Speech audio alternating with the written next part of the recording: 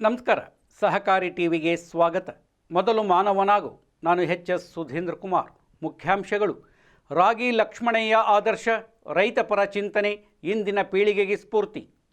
ಸಹಕಾರಿ ವಲಯದ ಪ್ರಮುಖ ವ್ಯಕ್ತಿ ಸುನಿಲ್ ಕುಮಾರ್ ಸಿಂಗ್ ಆಯ್ಕೆ. ಕೊಪ್ಪಳ ಸಹಕಾರ ಭಾರತಿ ಆಶ್ರಯದಲ್ಲಿ ವಿಮಾ ಕಾರ್ಯಾಗಾರ. ಬಡವರ ಧಾನ್ಯವೆಂದೇ ಖ್ಯಾತಿ ಪಡೆದಿರುವ ರಾಗಿ ಬೆಳೆಯ ಅಭಿವೃದ್ಧಿಗೆ ತಮ್ಮ ಜೀವನವನ್ನೇ ಸಮರ್ಪಿಸಿದ ಮಹಾನ್ ಕೃಷಿ ಅವಲೋಕನ ರಾಗಿ ಲಕ್ಷ್ಮಣಯ್ಯ ಅವರ ಸಂಶೋಧನೆ, ಸರಳ ವ್ಯಕ್ತಿತ್ವ, ಮಾನವೀಯತೆ ಹಾಗೂ ರೈತರ ಮೇಲಿನ ಅಪಾರ ಕಾಳಜಿ ಇಂದಿನ ಕೃಷಿ ಅಧ್ಯಯನಗಳು, ವಿದ್ಯಾರ್ಥಿಗಳು ಮತ್ತು ರೈತರಿಗೆ ಶಾಶ್ವತ ಮಾರ್ಗದರ್ಶಿಯಾಗಿವೆ ಎಂದು ಮಂಡ್ಯ ಕೃಷಿ ವಿಜ್ಞಾನಗಳ ವಿಶ್ವವಿದ್ಯಾಲಯ ಕುಲಪತಿ ಡಾಕ್ಟರ್ ಕೆ.ಸಿ. ನಾರಾಯಣಸ್ವಾಮಿ ಅವರು ಹೇಳಿದರು. ಮಂಡ್ಯದ ವಿ.ಸಿ. ಫಾರಂನ ನಾಲ್ವಡಿ ಕೃಷ್ಣರಾಜ ಒಡೆಯರ್ ಸಭಾಂಗಣದಲ್ಲಿ ರಾಗಿ ಲಕ್ಷ್ಮಣಯ್ಯ ಸ್ಮಾರಕ ಸಮಿತಿ ಹಾಗೂ ಕೃಷಿ ವಿಜ್ಞಾನಗಳ ವಿಶ್ವವಿದ್ಯಾಲಯ ಮಂಡ್ಯ ಇವರ ಕಾರ್ಯನಿರ್ವಹಣೆಯಲ್ಲಿ 29 ಮತ್ತು 30ನೇ ವರ್ಷದ ರಾಗಿ ಲಕ್ಷ್ಮಣಯ್ಯ ಸ್ಮಾರಕ ಉಪನ್ಯಾಸ ಹಾಗೂ ಸನ್ಮಾನ ಸಮಾರಂಭದಲ್ಲಿ ಅವರು ಮಾತನಾಡುತ್ತಿದ್ದರು. ರಾಗಿ ಲಕ್ಷ್ಮಣಯ್ಯ ಅವರು ಸಾಮಾನ್ಯ ರೈತ ಕುಟುಂಬದಲ್ಲಿ ಜನಿಸಿ ತಮ್ಮ ಪರಿಶ್ರಮ, ಬದ್ಧತೆ ಮತ್ತು ಆಧುನಿಕ ದೃಷ್ಟಿಕೋನದ ಮೂಲಕ ಕೃಷಿ ಕ್ಷೇತ್ರದಲ್ಲಿ ಅಪ್ರತಿಮ ಸಾಧನೆ ಮಾಡಿದೆ. ರಾಗಿ ಬೆಳೆಯಲ್ಲಿ ಉತ್ಪಾದಕತೆಯನ್ನು ಹೆಚ್ಚಿಸುವ ಸಾಧನಗಳನ್ನು ಅಳವಡಿಸಿದ ಇಂಡಾಪ್ ಸರಣಿಯ ತಳಿಗಳು ರಾಗಿ ಸಂಶೋಧನೆಯಲ್ಲಿ ಹೊಸ ಅಧ್ಯಾಯವನ್ನು ಬರೆದಿವೆ. ಹಿಂದೆ ಪ್ರತಿ ಮುದ್ರಣಕ್ಕೆ ಕೇವಲ 2ರಿಂದ 3 ಕ್ವಿಂಟಾಲ್ ಉತ್ಪಾದನೆಯಷ್ಟೇ ದೊರೆಯುತ್ತಿದ್ದ ರಾಗಿ ಬೆಳೆಯನ್ನು 8ರಿಂದ 12 ಕ್ವಿಂಟಾಲ್ ಉತ್ಪಾದನೆಯ ಮಟ್ಟಕ್ಕೆ ಏರಿಸುವಲ್ಲಿ ಅವರ ಸಂಶೋಧನೆ ಮಹತ್ತರ ಪಾತ್ರ ವಹಿಸಿದೆ ಎಂದು ಹೇಳಲಾಯಿತು. ಭಾರತ ಮತ್ತು ಆಫ್ರಿಕಾದ ರಾಗಿ ತಳಿಗಳ ಸಂಯೋಜನೆಯಿಂದ ಸ್ಥಾಪಿಸಿದ ಇಂಡಾಪ್ ಸರಣಿಯ ತಳಿಗಳು ಕರ್ನಾಟಕ ಸೇರಿದಂತೆ ದೇಶದ ವಿವಿಧ ಭಾಗಗಳ ರೈತರಿಗೆ ಅಪಾರ ಪ್ರಯೋಜನ ತಂದಿದ್ದು, ರಾಗಿ ಬೆಳೆಯ ಅಭಿವೃದ್ಧಿಯಲ್ಲಿ ಕ್ರಾಂತಿಕಾರಕ ಬದಲಾವಣೆ ತಂದಿವೆ ಎಂದು ಹೇಳಿದರು. ವಿಶೇಷವಾಗಿ ಅವರ ಸಂಶೋಧನಾ ಕಾರ್ಯಗಳು ಮಂಡ್ಯದ ವಿ.ಸಿ. ಫಾರಂನಲ್ಲಿ ನಡೆದಿರುವುದು ವಿಶ್ವವಿದ್ಯಾಲಯಕ್ಕೆ ಹೆಮ್ಮೆಯ ಸಂಗತಿ ಎಂದ ಕೃಷಿ ವಿಜ್ಞಾನ ವಿಶ್ವವಿದ್ಯಾಲಯ ಮಂಡ್ಯದ ಬೆಳವಣಿಗೆ ಮತ್ತು ಕೃಷಿ ಕ್ಷೇತ್ರದ ಅಭಿವೃದ್ಧಿಯಲ್ಲಿ ನಾಲ್ವಡಿ ಕೃಷ್ಣರಾಜ ಒಡೆಯರ್, ಲೆಸ್ಲಿ ಕೋಲ್ಮನ್ ಹಾಗೂ ರಾಗಿ ಲಕ್ಷ್ಮಣಯ್ಯ ಅವರ ಕೊಡುಗೆ ಅತ್ಯಂತ ಮಹತ್ವದ್ದಾಗಿದೆ. ಈ ಮೂವರು ಮಹನೀಯರ ದೂರದೃಷ್ಟಿ, ತ್ಯಾಗ ಮತ್ತು ಕಾರ್ಯಚಟುವಟಿಕೆಗಳು ವಿಶ್ವವಿದ್ಯಾಲಯದ ಬೆಳವಣಿಗೆಗೆ ಬಲವಾದ ಅಡಿಪಾಯ ಹಾಕಿವೆ ಎಂದು ಅವರು ಸ್ಮರಿಸಿದರು. ಕರ್ನಾಟಕ ಸರ್ಕಾರವು ರಾಗಿ ಲಕ್ಷ್ಮಣಯ್ಯ ಅವರ ಜೀವನ ಮತ್ತು ಸಾಧನೆಗಳನ್ನು ಆಧರಿಸಿ ಸಾಕ್ಷ್ಯಚಿತ್ರ ನಿರ್ಮಿಸಿರುವುದು ಅವರ ಅಸಾಧಾರಣ ಕೊಡುಗೆಗಳಿಗೆ ದೊರೆತ ಗೌರವವಾಗಿದೆ.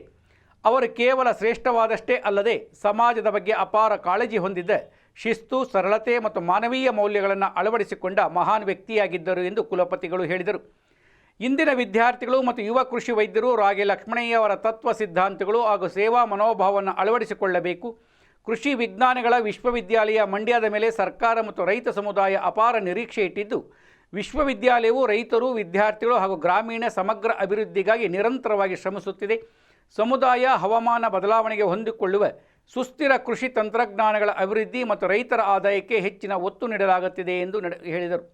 ಕಾರ್ಯಕ್ರಮದಲ್ಲಿ ವಿವಿಧ ಕ್ಷೇತ್ರಗಳಲ್ಲಿ ಸಾಧನೆ ಮಾಡಿದ ವಿದ್ಯಾರ್ಥಿಗಳು ಹಾಗೂ ಪ್ರಗತಿಪರ ರೈತರಿಗೆ ಪ್ರಶಸ್ತಿ ಪ್ರದಾನ ಮಾಡಲಾಯಿತು. ಕಾರ್ಯಕ್ರಮದಲ್ಲಿ ರಾಗಿ ಲಕ್ಷ್ಮಣಯ್ಯ ಸ್ಮಾರಕ ಸಮಿತಿಯ ಅಧ್ಯಕ್ಷ ಕೆ. ಬೋರಯ್ಯ ಕಾರ್ಯಕ್ರಮದ ಅಧ್ಯಕ್ಷತೆ ವಹಿಸಿದ್ದರು.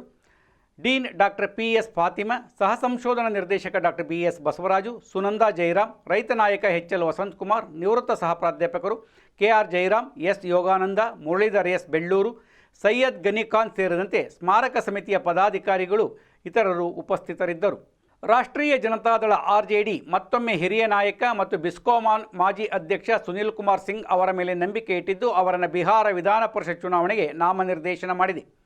ಸಿಂಗ್ ಸೋಮವಾರ ನಾಮಪತ್ರ ಸಲ್ಲಿಸಿದ್ದಾರೆ. ಇಂಡಿಯನ್ ಕೋಆಪರೇಟಿವ್ ಜೊತೆ ಮಾತನಾಡಿದ ಸಿಂಗ್ ತಮ್ಮ ಮೇಲೆ ವಿಶ್ವಾಸ ಇಟ್ಟಿದ್ದಕ್ಕಾಗಿ ಪಕ್ಷದ ನಾಯಕತ್ವಕ್ಕೆ ಕೃತಜ್ಞತೆ ಸಲ್ಲಿಸಿದರು. ಪಕ್ಷವು ಮತ್ತೊಮ್ಮೆ ನನ್ನನ್ನು ನಂಬಿದೆ. ನಾನು ಸತತ 2ನೇ ಅವಧಿಗೆ ವಿಧಾನ ಪರಿಷತ್ತನ್ನು ಪ್ರವೇಶಿಸುತ್ತಿದ್ದೇನೆ.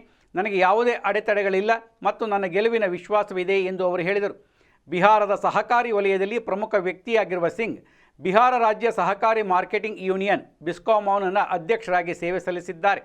ರೈತರು ಮತ್ತು ಸಹಕಾರಿ ಸಂಸ್ಥೆಗಳ ಹಿತಾಸಕ್ತಿಗಳನ್ನು ಪ್ರತಿಪಾದಿಸುವಲ್ಲಿ ವ್ಯಾಪಕವಾಗಿ ಗುರುತಿಸಲ್ಪಟ್ಟಿದ್ದಾರೆ. ಅವರನ್ನು ಆರ್.ಜೆ.ಡಿ ಮುಖ್ಯಸ್ಥ ಲಾಲು ಪ್ರಸಾದ್ ಯಾದವ್, ಮಾಜಿ ಮುಖ್ಯಮಂತ್ರಿ ರಾಬ್ರಿ ದೇವಿ ಅವರ ನಿಕಟವರ್ತಿ ಎಂದು ಪರಿಗಣಿಸಲಾಗಿದೆ. ತಮ್ಮ ಬಲವಾದ ತಳಮಟ್ಟದ ಸಂಪರ್ಕ ಮತ್ತು ಸಂಘಟನಾ ಕೌಶಲ್ಯಕ್ಕೆ ಹೆಸರುವಾಸಿಯಾದ ಸಿಂಗ್ ರಾಜಕೀಯ ಮತ್ತು ಸಹಕಾರಿ ವಲಯಗಳಲ್ಲಿ ಪ್ರಭಾವಿ ಧ್ವನಿಯಾಗಿ ಉಳಿದಿದ್ದಾರೆ. ಅವರ ಮರು ನಾಮನಿರ್ದೇಶನವನ್ನು ಪಕ್ಷದ ನಾಯಕತ್ವವು ಅವರ ನಾಯಕತ್ವ ಮತ್ತು ಅನುಭವದ ಮೇಲಿನ ನಿರಂತರ ನಂಬಿಕೆಯ ಪ್ರತಿಬಿಂಬವೆಂದು ನೋಡಲಾಗುತ್ತಿದೆ. ಸಹಕಾರ ಭಾರತಿ ಕೊಪ್ಪಳ ತಾಲೂಕು ವತಿಯಿಂದ ವಿಮಾ ಕಾರ್ಯಾಗಾರವನ್ನು ಗಂಗಾ ಯಮುನಾ ಸೌಹಾರ್ದ ಸಹಕಾರ ಸಂಘದ ಸಭಾಂಗಣದಲ್ಲಿ ನಡೆಸಲಾಯಿತು.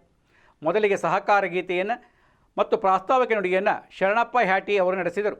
ಭಾರತ ಮಾತೆ ಮತ್ತು ಲಕ್ಷ್ಮಣರಾವ್ ಇನಾಮದಾರ್ ಅವರ ಫೋಟೋಗೆ ಪುಷ್ಪಾರ್ಚನೆ ಮಾಡುವ ಮೂಲಕ ಕಾರ್ಯಕ್ರಮಕ್ಕೆ ಉದ್ಘಾಟನೆಯನ್ನು ಮಾಡಲಾಯಿತು.